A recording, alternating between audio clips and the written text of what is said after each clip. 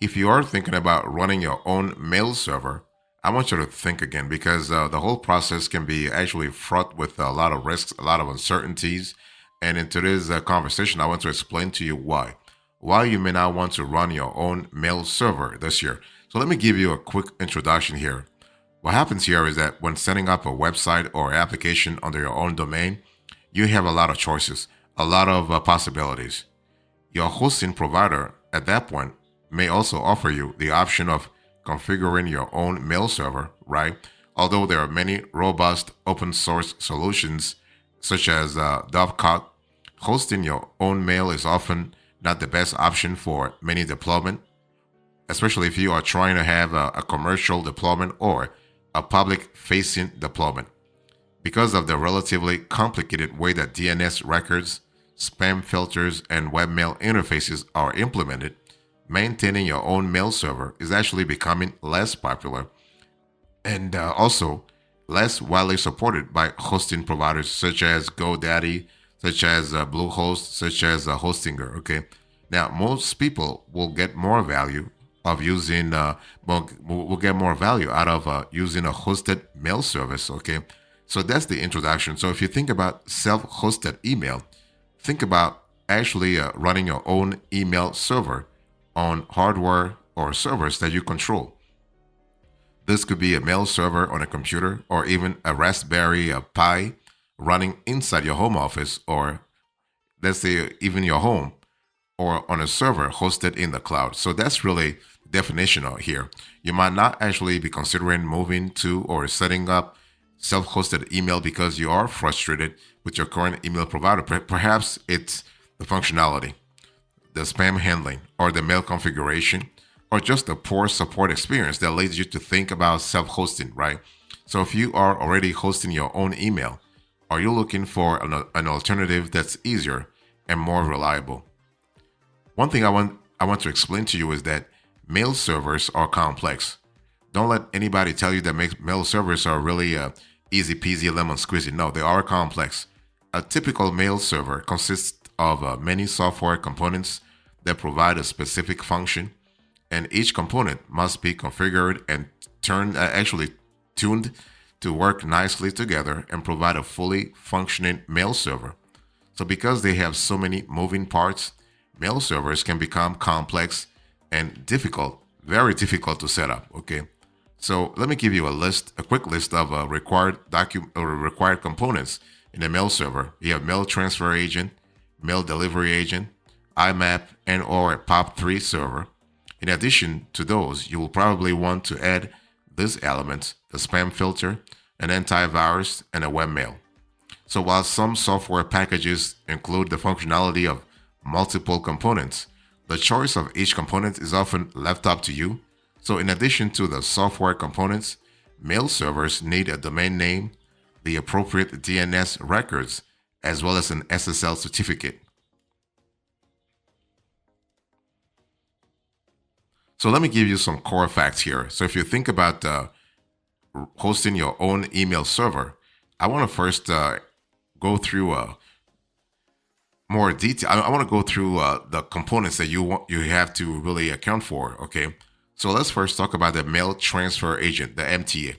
So a mail transfer agent, which handles simple mail transfer protocol (SMTP) traffic, has two responsibilities and very key responsibilities. Number one, to send mail from your users to an external MTA, another mail server, again, MTA, mail transfer agent. So that's number one. Number two, to receive mail from an external MTA. So examples of MTA software include Postfix, Exim, and SendMail. So that's kind of important to think about. Okay. Now, as a general rule, even if you're committed to running a full mail server, an MTA is still relatively straightforward to deploy on its own in order to send alerts or notifications from your software. So this is sometimes challenging because some hosting providers, including Hostinger, including DigitalOcean, including Bluehost, will automatically block the default outgoing mail port 25 in order to avoid being used for spam. So to avoid this, you can use a third-party SMTP server, and so you can also review how to install and set up Postfix if you want to go with Postfix. So besides the mail transfer agent, the MTA, you also have the mail delivery agent, the MDA.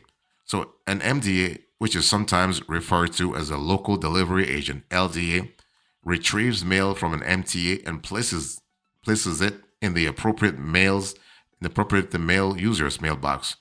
There are a variety of mailbox formats, such as MBox and Mail Dear, and each MDA supports specific mailbox formats. So the choice of mailbox formats determines how the messages are actually stored on the mail server, which in turns affects things like disk usage and mailbox access performance, as well as import export compatibility. So that's kind of important. Okay. So examples of MDA software include Postfix and Dovecot. So those are the top two that you can really think about. Next, I want you to think about IMAP and or POP3 server. So IMAP and POP3 are actually protocols that are used by mail clients, software that is used to read email for mail retrieval. Okay. Now IMAP is actually the more complex protocol that allows, among other things, multiple clients to connect to an individual mailbox simultaneously, and the email messages are copied to the clients, and the original message is left on the mail server. This is kind of cool because it gives more flexibility during the mail transfer process. And if you want to really ensure accountability and validation through your email server processes, having an IMAP and or POP3 servers are really quite essential. So, but the thing is, IMAP is the more complex protocol. POP3 is simpler, and it moves email messages to the mail client's computer, typically the user's local computer, by default. So, examples of software that provides IMAP and or POP3 server functionality include Courier, Dovecot, and Zimbra. So, something to really think about. You also have a spam filter. Let's talk about that. So basically, the purpose of a spam filter is to reduce the amount of incoming spam or junk mail that reaches users' mailbox, right? The last thing you want is actually be flooded with spam. I mean, this is kind of crazy, and spam can really waste your time, waste your energy, waste your resources, waste money also. Spam filters accomplish the process by applying spam detection rules, which consider a variety of factors such as the server that sent the message content, and so forth, to incoming mail. So if a message's spam level reaches a certain threshold, it is marked and treated as spam. And spam filters can also be applied to outgoing mail. So this is kind of cool because it really ensures an extra layer of accountability. So when it comes to applying this to outgoing mail, this can be useful if a user's mail account is compromised to reduce the amount of spam that can be actually sent using your mail server. Okay. And so spam assassin, for instance, is a popular open source spam filter this year.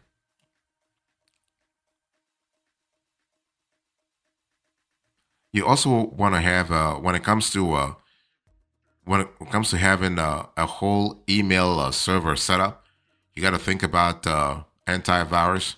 You got to think about webmail also. Let me break it down for you. First of all, let's talk about antivirus. So antivirus is actually used to detect viruses, trojans, okay, malware, and other threats in incoming and outgoing mail. Of course, when I speak about antivirus, you actually have software that can do a lot more, like protect your computer, protect whatever devices you have, okay, protect your smartphone, okay. But you also have antivirus playing a big role when it comes to incoming mail and outgoing mail. Whether you have a private, quote unquote, a private purpose website, or you have a public facing website, okay? And ClamAV is actually a popular open source antivirus engine. I mean, you have others. You have Norton, you have McAfee. You have a lot of players. Okay. You also have to think about webmail. So many users expect their email service to provide webmail access. So webmail, in the context of running a mail server, is actually a mail client that can be accessed by users via actually a web browser. So Gmail is probably the best known example of let's say of this. Okay, the webmail component, which requires a web server such as Nginx or Apache, can run on the mail server itself. So that's kind of cool from a flexibility point of view. So examples of software that provide webmail functionality include actually Roundcube and also Citadel. Okay, so those are really great software to really consider this year. So what are the risks here? Basically, why should you not host your own email server this year? First of all, let's talk about the downsides to running a mail server. I mean, although having to maintain a stack of 4 or 5 different software components in order to provide basic functionality is not ideal, it may not seem so much worse than other deployments in that regard. Okay, this, however, does not take into account the significant trust issues of running your own email server. In many ways, mail server stacks represents a collision between the tools and values of the early internet, right? Self-hosting open source software using well-defined standards and interoperable protocols, and the reality actually of the modern internet. A few centralized, trusted authorities. Especially if you add an extra layer of artificial intelligence, things become more complex.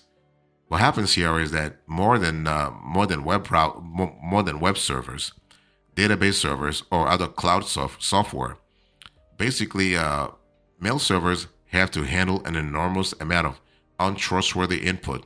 Like think about spam email, and the trust standards of commercial mail servers are very high as a result. So because mail servers are constantly handling attachments of potentially harmful files and constantly filtering spam and spam addresses, it can be quite challenging to run a server that actually keeps up with the expectations of modern webmail providers, and many of them will not hesitate to block traffic from a temporarily compromised sender, especially if it's a small self-hosted operation. So first of all, you have to think about staying off blacklist. So it's not trivial to keep your server off of the various blacklist, also known as DNSPL blacklist or black hole lists.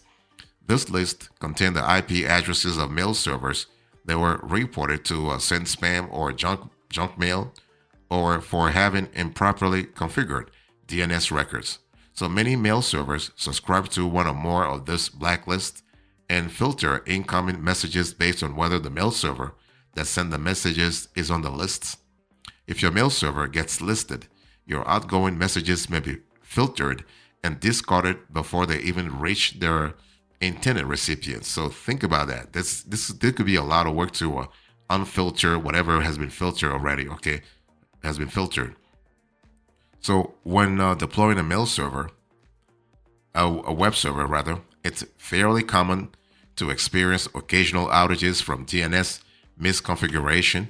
So there is substantial ecosystem of CDNs and load balancers whose primary purpose is to prevent these minor outages from otherwise impacting your infrastructure. So when it comes to mail servers, however, a minor configuration can make it hard to literally restore trust. So you have hosted mail services. So hosted mail services fall into two broad categories. The first category is comprised of personal webmail providers.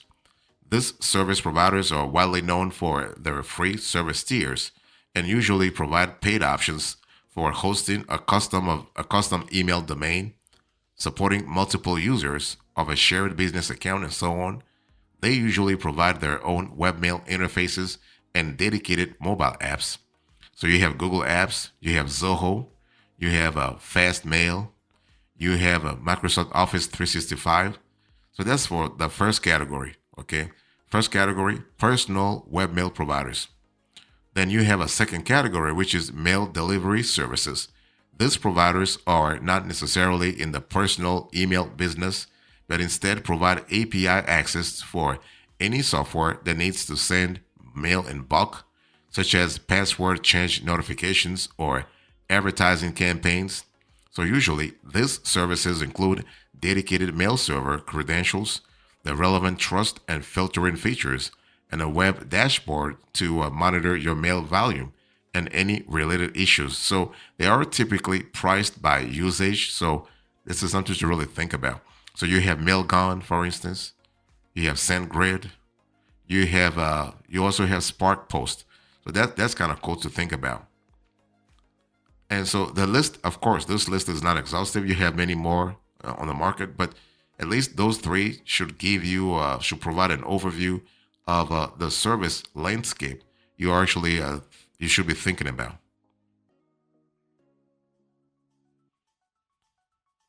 So while you should not host your own email server, let me give you a few more facts. Okay, let's talk about the pros and cons of hosting your own email.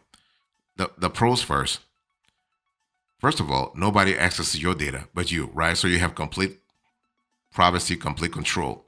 When you host your own email, you know that your data only leaves your control when you send an email. Your email is not being used to power an AI tool, advertising engine, or a machine language interpreter. It's not used to tailor advertising content. It's only being used by you for your own purposes. So if you are concerned about data privacy and you know that free email is paid for by your data, self-hosting gives you a back ownership of your data. You also want to choose the software you want to use. So that's another advantage of hosting your own email. There are multiple mail servers you can choose from. Some handle particular tasks better than others. So self-hosting lets you pick the mail server that does what you need to do, configure the way you want it to work. So self-hosting doesn't just stop there. You also control the whole ecosystem, and that's important. From A to Z, you have a clear idea of what works, how things should work, and why they work in the first place. All the complementary software is also yours to choose from and configure to your specific requirements too, from the MTA mail transfer agent to firewall software, from spam scanner to RBL real-time block list handler. You also have increased email storage. So accessibility of mail storage has increased significantly over the years. But if you have a large email attachment and or you just have a lot of mail to keep on file and you want more space to keep it, self-hosting lets you give yourself as much storage as you need. Okay. You can also host friends and family too. If you are setting up a mail server for yourself or your business, you can also add on accounts for your friends and family too and give them the benefits of your direct expertise. So that's really, really cool.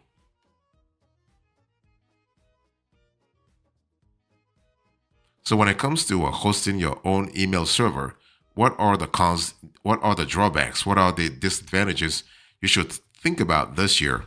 Well, availability may be unreliable. You have technical complexity, which can be a challenge. You have email deliverability that needs constant attention. You are on your own when things go wrong, and things will go wrong. You have the burden of family and friend obligations. And self hosting, and that's the last one, self hosting is really time consuming. Let me talk about that. I mean, basically, self hosting your email is time. The biggest negative. Setting up, managing, repairing, and supporting a mail server takes ongoing time, week after week after week after week after week. Okay. So this is something to really think about. You also have the burden of family and friend obligations. You might be prepared to put up with inconveniencing yourself occasionally while you fix and tweak things on your mail server. But if you have offered mail hosting to friends and family, there is that unspoken social pressure to keep it up and running. And if you are also on the hook for support when they need help with a mail client not connecting or a calendar not syncing, you are on your own when things go wrong, right? It's be like owning your own property instead of renting. So you can now hang all those pictures and paint the walls and share with the messiest pets, and also pick your own carpets. But with great power comes great responsibility. So the onus becomes on you to also fix anything that breaks, broken window, leaking dishwasher, the ceiling mold, all that kind of stuff. The same is true when you self-host. So whether it's old software that needs to be patched, a disk failure that needs to be replaced, an operating system that needs to be updated, a gray list that needs to be tweaked, or the pet sitter kicks out the power cable while you are away on vacation, the only person who can fix these things is you. So email deliverability need constant attention also. Those are things that you really need to pay attention to, especially if you are sending a large volume of emails. So, in closing arguments to this conversation, I explained to you why you should not think about hosting your own email server. I gave you the introduction, the core facts, the risks, and the more facts. So, core facts, I spoke about mail transfer agent, mail delivery agent, IMAP and or POP3 server, spam filter, antivirus, and webmail. Thank you so much. God bless you. I will see you next time. Until then, remember, stay marvelous.